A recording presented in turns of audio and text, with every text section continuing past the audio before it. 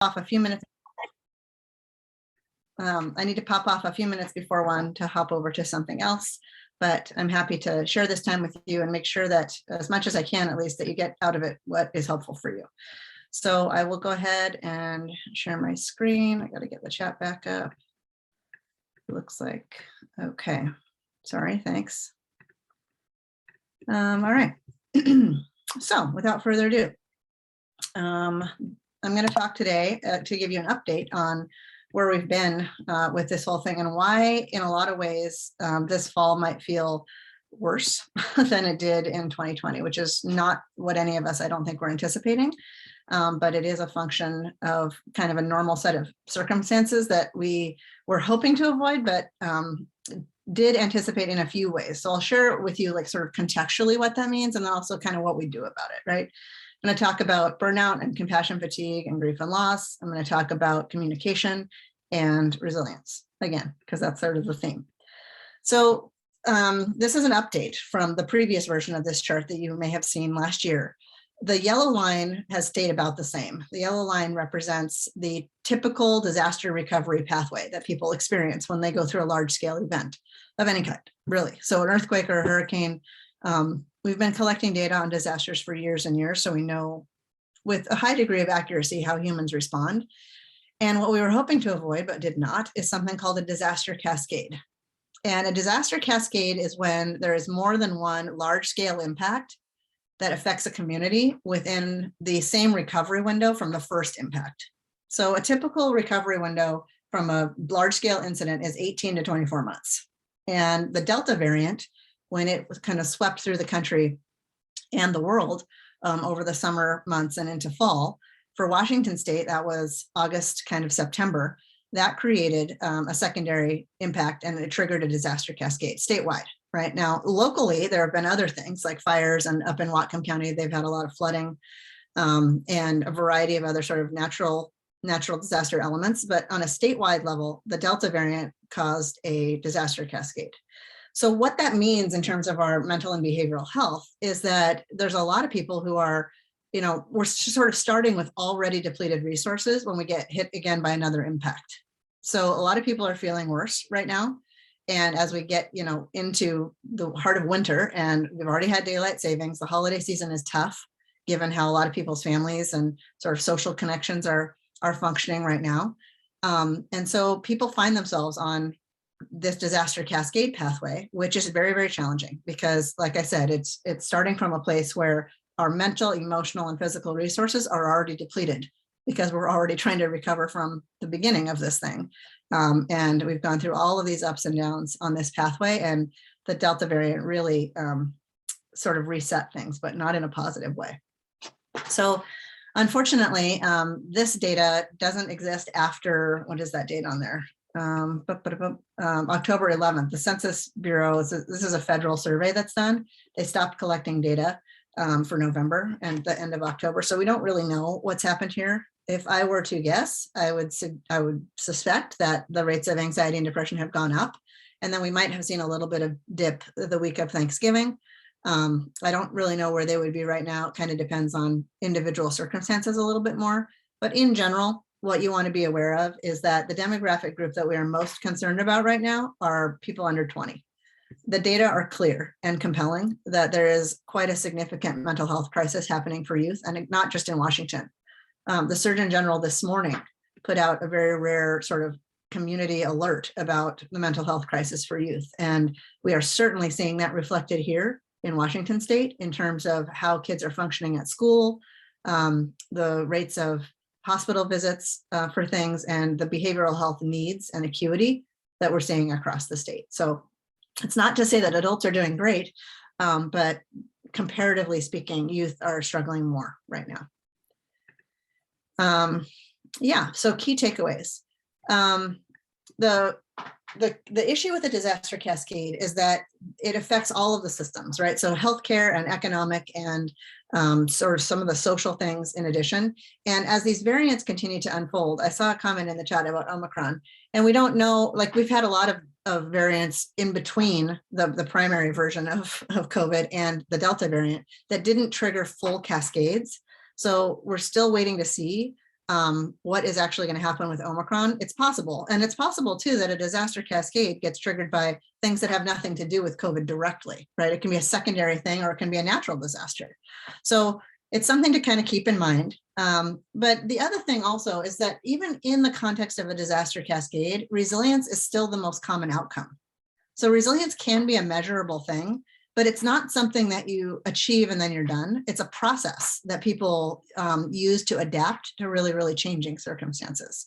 So I want to advocate for the idea of growth around resilience being sort of this hum in the background as we move through our timeline that we can kind of consistently be working on when we feel like we've got the energy to do that, because it's never going to be a bad thing, right? No matter whether it's Omicron or a different variant or a different disaster that has nothing to do with COVID.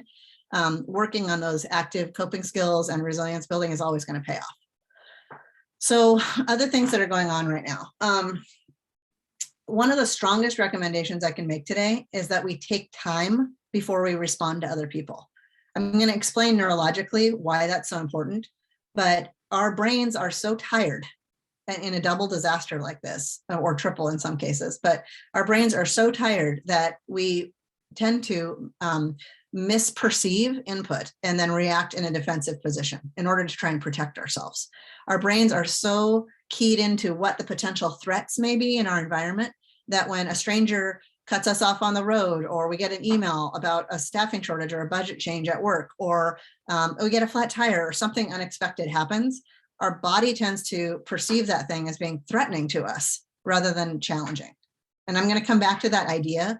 But one of the antidotes that we have for that process is to slow down our response. And that's kind of what this bottom bullet point is about. It's about taking time to slow down as we respond to other people and other situations. Don't hit send on that email right away. Like, don't fire off the text message, just slow down and give your brain a chance to really think through a response before just kind of responding impulsively, because that's where aggression and risks around sort of hostility can take place and are common. So daily happiness chemicals. I mentioned that I was going to talk about some of the brain science that's going on here. And this is something that I talked about last year as well. But the limbic system is the emotional center of the brain. And the job of the limbic system is to keep us alive and safe, not to keep us happy. So our brains are functioning in a large part in survival mode. And when that happens, these four things on this slide tend to get depleted. So dopamine and serotonin are neurotransmitters, and oxytocin and endorphins are hormone packages, basically. And the combination of the four of these things is what makes people feel really good about stuff in different ways. They all do slightly different things, but they're all things that we need. And what tends to happen when we're so depleted and we're so exhausted is that people do things that might be a little bit out of character or a little bit risky in order to try to feel good and to feel happy, but it might cause bigger unintended consequences. So for example, nationally speaking, the rates of vehicular death have increased by 20% since the pandemic started. And it's very clear from the statistics that that's not a function of fewer drivers on the road. It's a function of people being more angry and taking more risks when they drive, getting speeding tickets, that kind of thing. Also, risk of sexually transmitted infections has skyrocketed over the summer months. It certainly did. Substance use, spending money, gambling, kind of impulsive behaviors that subconsciously, at least temporarily, might make people feel better because these chemicals get boosted a little bit, but obviously there are bigger consequences that go with that. So recognizing the very basic need that we have to feel good, right? How do we go about increasing these things in a way that's not harmful to us or to other people? And what I want to recommend is having a look at the options on the bottom of this slide here. This is about looking for themes across these various brain chemicals and finding ways that feel reasonable to you for how to increase them, right? So if you notice, the couple themes that kind of branch across all four are related to movement and sensory stuff. So anytime you can engage your five senses, it's going to help stimulate the areas of the brain that are related to this. So sight, touch, taste, smell, and sound. Those sensory types of interventions get our brains out of our anxiety space, right? Because anxiety is about what's already happened or what hasn't happened yet. And sensory stuff is about what's happening right now. So when we can use our five senses, we tend to sort of reorient our focus around things in the present moment, and that's usually better. The other theme across all of them is movement. So anything you can do to consistently get movement in your schedule throughout the day is really, really helpful. You don't have to get off your couch and sign up for a triathlon or something, but just consistent going out and getting the mail, standing up between meetings on a regular pattern and schedule that works for you. Every time you move both halves of your body, you stimulate both hemispheres of the brain. And when you do that, you kind of get things flowing, but also the different areas of the brain communicate more effectively with each other. So you're able to focus, you're able to sort of stay on task with things, not get so easily distracted, and it will increase memory processing. So cognitive issues and emotional ups and downs and this intense desire to feel good kind of desperately, but not knowing how to do that, feeling like you're very dysregulated and you have a thin tolerance, like not very much tolerance. So you might wake up feeling like you're having a great day, and then the smallest thing really turns it in a different direction. And that lack of tolerance speaks to our collective level of exhaustion, certainly, but also the struggle that our brains are having in balancing out all of the things that are going on right now. So it's, I don't know, it's a really interesting thing. I'm hoping that the top of the chart isn't so much of a checklist, but if you're recognizing things that are on that, that's super common right now, right? Those are common experiences. So just some ideas, pick a few maybe that work for you. So I'm going to talk about the three job related things that are happening widespread right now. These are not new, but they've gotten a little bit worse for some folks, depending on what the individual circumstances are. So burnout is a function of imbalance. So you have too much going out, right? Mental, emotional, or physical energy going out into your job, and you're not getting enough back. And then compassion fatigue is exhaustion based on whatever personal situations that you find yourself in, but you lose the ability to sort of empathize or care about other people's experiences, and you kind of shut down a little bit. Excuse me one sec. Oops. I was trying to mute myself and I couldn't do it. Excuse me. Okay, so moral injury is the last one on the list. And that one is strong feelings related to feeling like you have an inability to do your job, right? It's that the resources have been cut, the staffing is not the way that you want it to, and you just can't effectively do your job the way that you want to. And moral injury typically are feelings of anger or sadness or really strong frustration, right? And where we want to get in this process is more to a place of resilience, or to a process of resilience, I should say. So ideas for burnout. The data and the research are incredibly clear on this.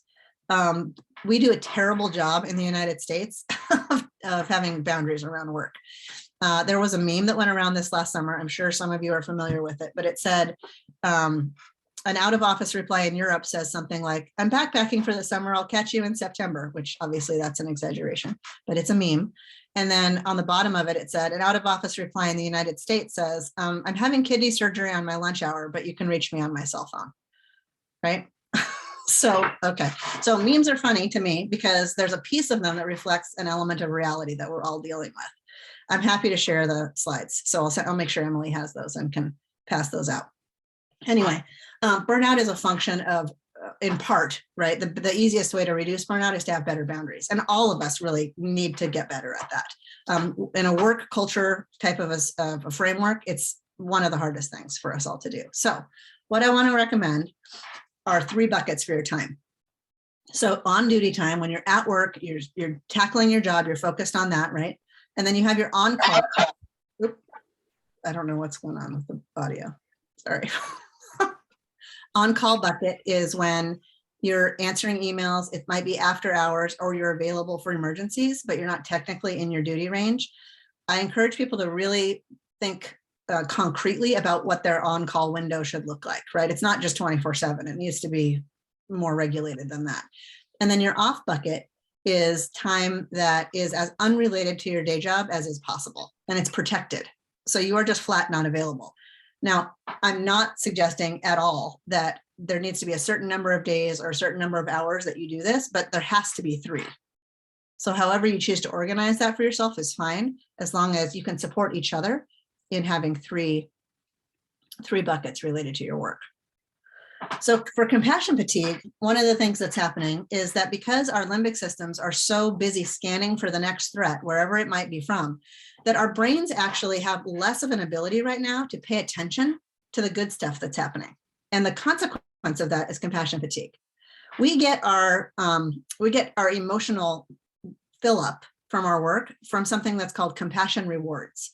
And compassion rewards are the good things when somebody says, hey, thank you so much. You did great on that. I really appreciate your help.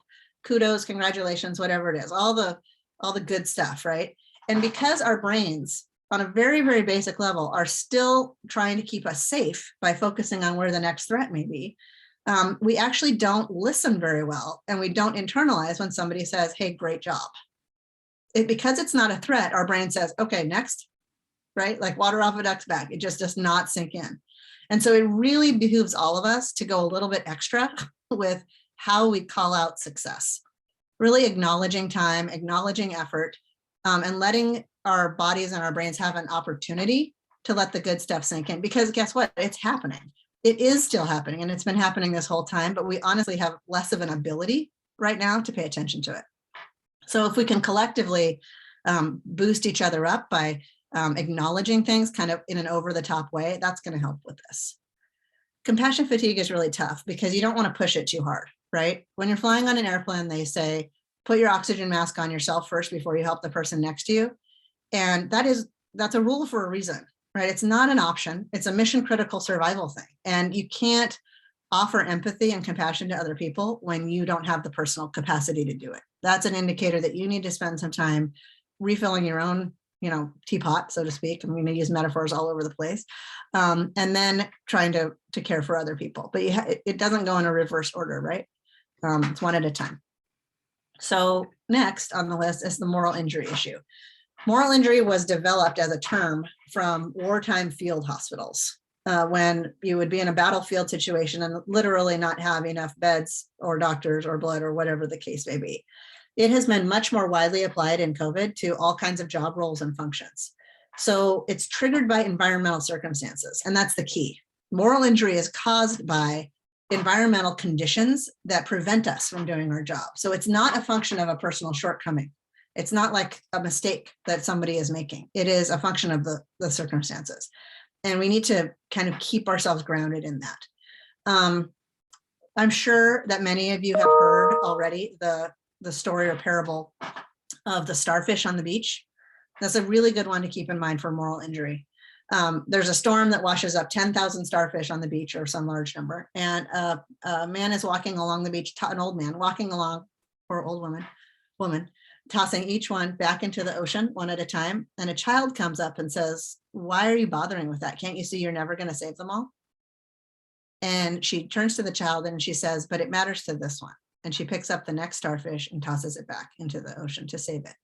And all of us are doing one starfish at a time. When we stand back and look at the whole beach and the whole pandemic and all of the stuff, it's completely overwhelming. So we need to focus on the good work that is getting done on individual meetings and work projects and small steps that have meaning in their own right in this much, much bigger picture of this disaster recovery. So if a lot of people are doing one starfish at a time, think about how effective that's going to be in the long run. And that's truly what's happening. So moral injury is about recognizing that one client interaction, that one customer, that one meeting where there's meaning and it matters. Okay, grief and loss. Grief and loss is incredibly poignant in COVID because it has been incredibly widespread. All loss right now is touching on a deep experience of loss that we've all been through over the last almost 2 years. And it's not always the direct loss of a loved one or a family member, although certainly that has been the case as well.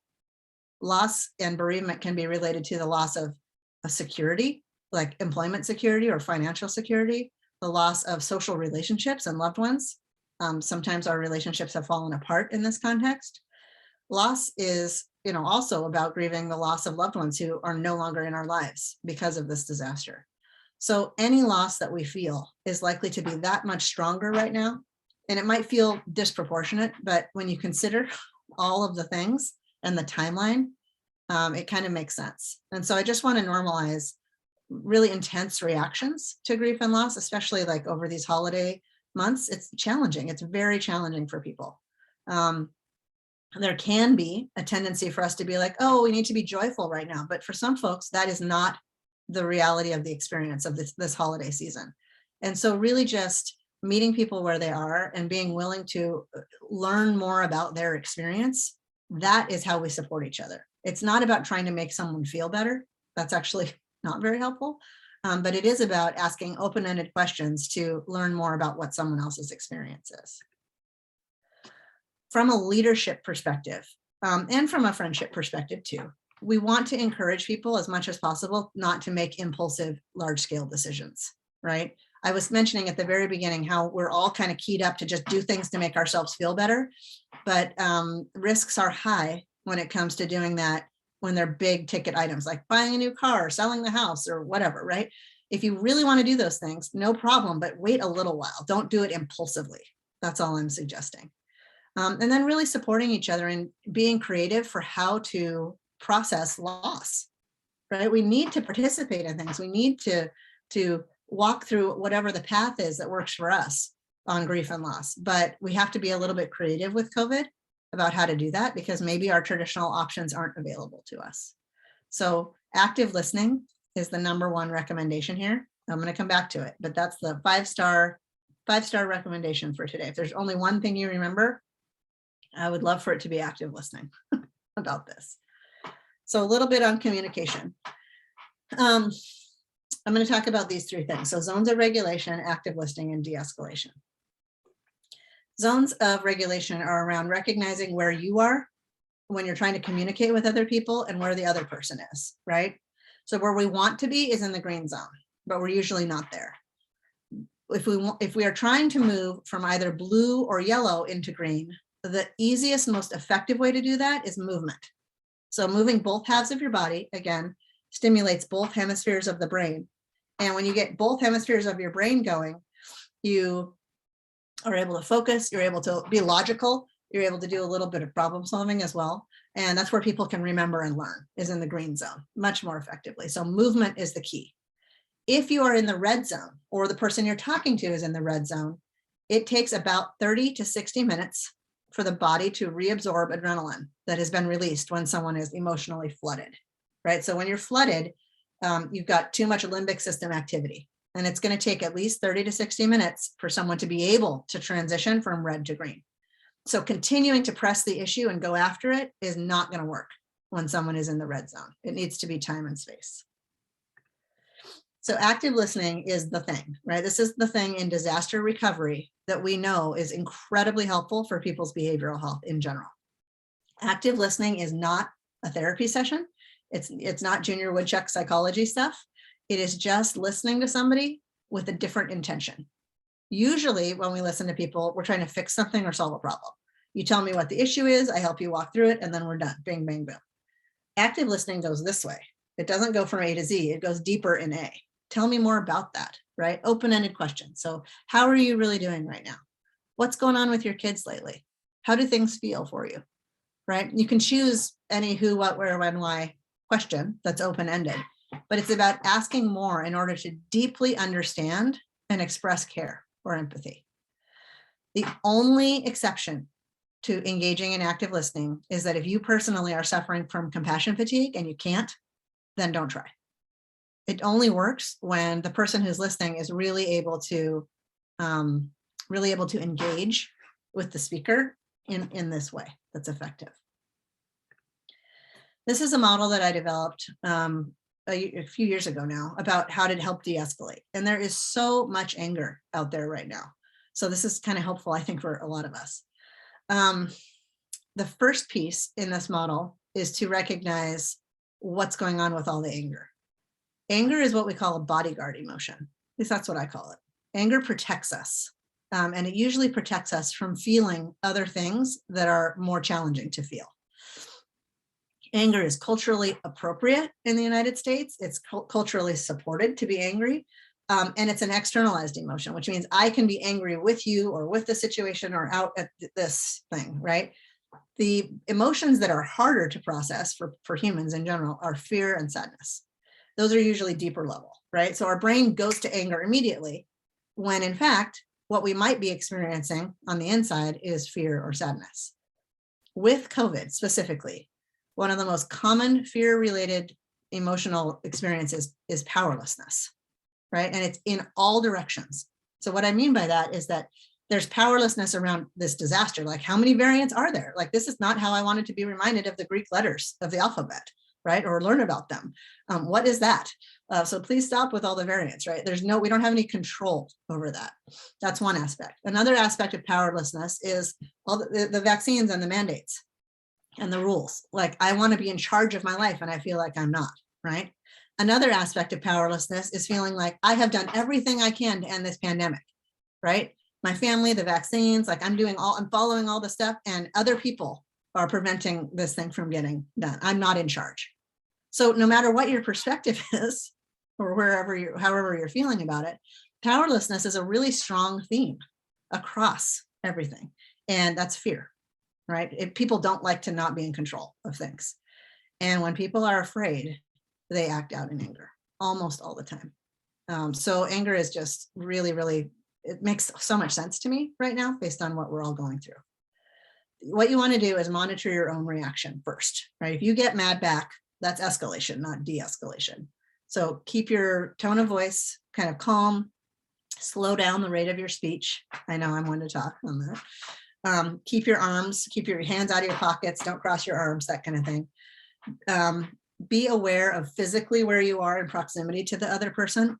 Try not to sit across from them. Try to sit on the same side of the desk or the same side of the table, because you're giving a very, very strong psychological message that you are in alliance with them against the issue that is in front of you both.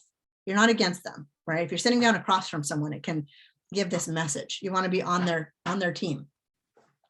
You want to be aware of exits and not block an exit from an angry person. Ideally, both parties will have equal access to the door, but if that's not the case, or if that's not possible, you want to make sure an angry person doesn't have to go through you to get out. You want to use active listening to uncover what's really going on underneath the anger. That is probably the most powerful piece of this in terms of de-escalating someone. And then the last bit is to engage support for yourself. Don't just pretend it didn't happen. If you have a conflict or an argument with someone, or you get yelled at by a stranger at the grocery store, right? Don't just internalize it and try to ignore it. Talk about it, process it through with a trusted colleague or a friend or a family member. Okay. I know I'm going quickly. I'm just trying to be mindful of time. Active coping techniques. These are things that I get asked about all the time, because these are the three main buckets of sort of struggle that people have right now. I want to really encourage people to think about sensory stuff for anxiety. So the part of the brain where anxiety lives and is processed is related to past things that have already happened that you can't change, or things that haven't happened yet. And the sensory part of the brain is all about right now, right? Sight, touch, taste, smell, and sound. So anything you can do to engage your sensory neurons, first of all, they are the most basic in the brain, right? That's just a very basic part of our processing. And temperature and touch are things that humans are particularly responsive to. So if you struggle with panic or panic attacks or anxiety, you can put an orange in your freezer and pull out a frozen orange and try to peel it or manipulate it. And just holding a frozen object is very intense for our brains. All your brain is able to think about is cold, cold, cold, like right in that thing. I don't have my fuzzy slippers on, but almost always I do. Like 90% of the time when I'm doing one of these presentations, I've got my toes in my fuzzy slippers going along. Sour candy, hot or cold shower, anything that's going to get your brain focused on your body in the moment. There's lots of good apps. I work with teenagers in my private practice, and I will joke with them. It's a joke, obviously, but I'll say, I'll give you $20 if you can have a panic attack and be deep breathing at the same time, because it's totally impossible. Your body cannot do both of those things at the same time.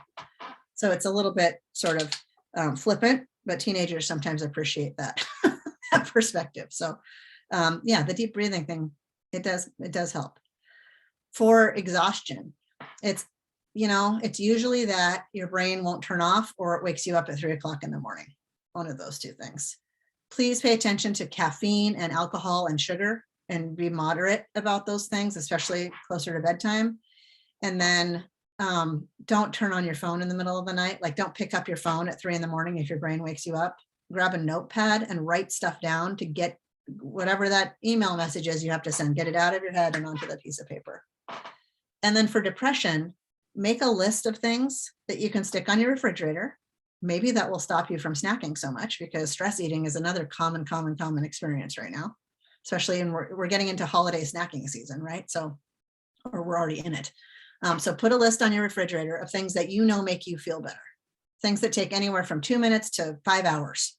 So that could be making something, that could be listening to a song, that could be going for a walk, petting the dog, any options, right? And so you have the list. When you have a really bad day, pick something off of your list and just do it. That's active coping. All right. Resilience ingredients. I want to make sure I have the right. Okay. Resilience ingredients are purpose, connection, adaptability, and hope. Purpose is about making sure that your motivation is sort of enhanced. Purpose really takes a hit in disasters, because the things that motivate us and our goals are often unattainable because of the disaster, right? So we need to reinvigorate our sense of purpose. The easiest way to do that is to make sure that the goals you're setting are the right size. In order to be a reasonable goal, it has to be achievable. So what I tend to do is think small scale and short term. I've got the wrong calendar out right now, but I'm thinking about today and tomorrow, maybe Thursday, in terms of what I want to try and accomplish personally.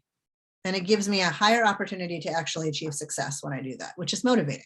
If we achieve failure regularly, it's very demotivating and it threatens purpose. So make sure your goals are the right size. I want to address a question in the chat really quick. Apps, Headspace and Calm are two really good ones. There are a couple others that are free. I don't know if you have to pay for those. They are offered with deals sometimes, like for a couple months for free. But those are two that come to mind. Okay, so connection is anything that prevents you from being isolated. It can be petting the dog. It can be pets. Pets are a wonderful connection, especially, these days. I think pets have saved people's lives in this pandemic, especially when our human counterparts are so challenging to deal with at times. Pets are amazing and really, really good. Connection can be to a relationship with God or a higher power. It can be a relationship with people who believe the same things and enjoy the same activities, like craft groups or hobbies and that kind of thing. Anything, right? Anything that stops you from being isolated. And we made a huge mistake by calling this social distancing instead of physical distancing at the beginning, because we need social connection desperately. And then adaptability is the hardest one, but maybe the most important. It's hard for people to be adaptive. What I will recommend here is that I'd like you to pay attention, or try to pay attention, the next time that something negative and unexpected happens in your life. Like you get a flat tire, you get a bad email, or you find out some bad news about something. Notice how your body responds. Do you get tense? Does your heart rate increase? Do you breathe a little bit more quickly? Like, how does your physiology respond? If those things happen, that's suggesting that you're perceiving that unexpected negative thing as a threat.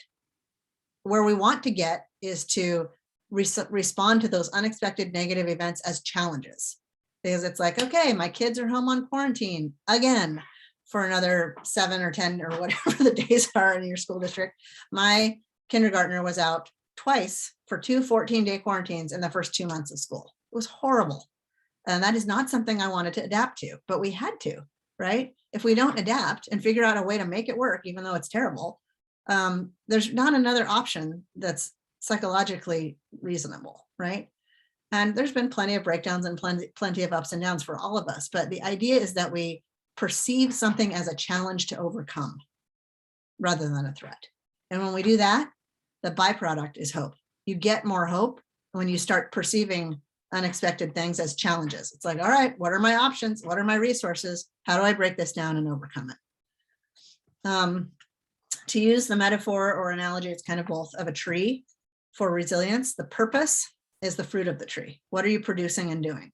The connection are the roots of the tree that give you nutrients and support and ground you, right? Those are your people.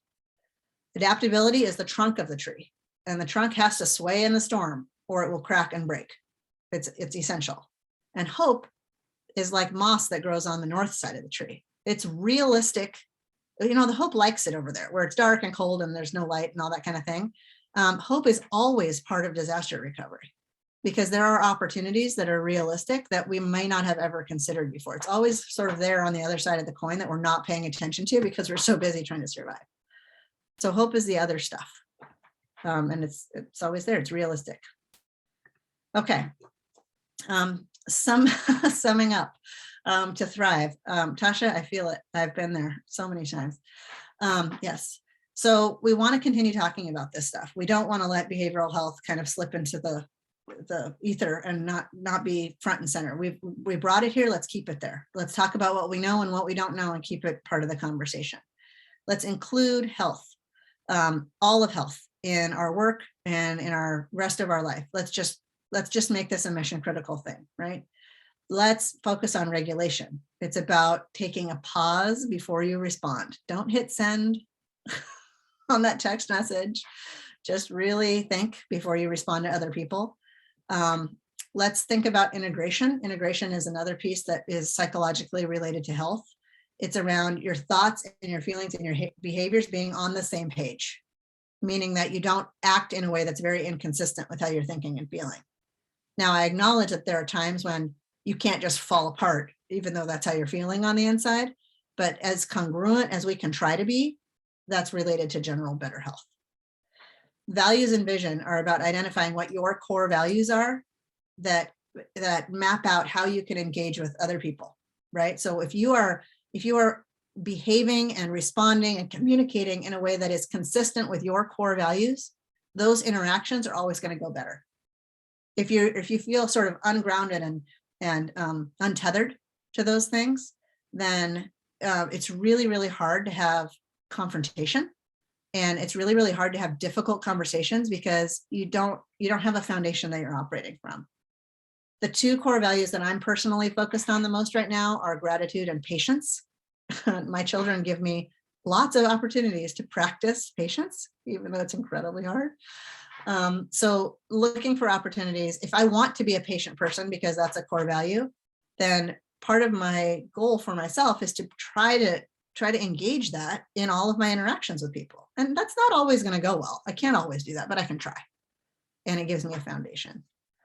And then effort. It's about recognizing the challenging nature of sometimes just showing up, that people are doing what they can. Everybody has very, very different capacities right now, and really acknowledging the hard things that are happening in people's lives. Yeah. So key takeaways. Make a list, right? Identify things that have helped you before, get it on the fridge, try some new stuff, right? If you're inclined. Don't dismiss outside time. Any outside stuff helps people generally. Bundle up and get out there. Physical activity, movement, just that movement for that neurological integration piece. Active coping, pause before responding. I've said that like 7 times. It's probably one of the other key takeaways. And then work on your adaptability, right? Develop awareness around how you respond when things unexpected happen. And it's like, okay, this is not fun. And what are my options? How do I tackle this, right? And then keeping in the back of your mind that even though resilience is the most common human outcome for disasters, even disaster cascades, it's not like you just get there and then you're done being resilient, right? Resilience is a process. And there's no merit badge for it, as far as I can tell. It's something that we all are just working on. So all of our reference guides and things are on this behavioral health resources page. I will send the slides to Emily after I'm done with my next meeting, so that you all can have them this afternoon or whenever they plan to get them all out. So that is it for me. I have a few minutes to take some questions, if there are any.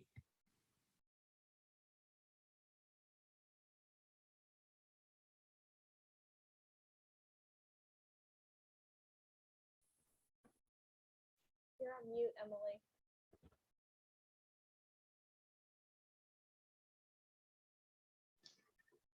Emily, you're muted. I'm having a fun time thanking Kira and talking about myself. So I just was saying thank you. and saying that I really focused on my own breathing during your talk because I realized that all morning I've just been this buzzing mom, career woman, and it's really difficult, as I know a lot of people struggle with.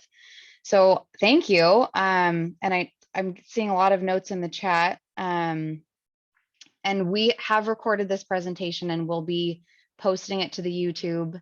And I will also, share the slides. I don't know if I missed any questions. Cindy Fields, did I miss anything? I don't think so. All right.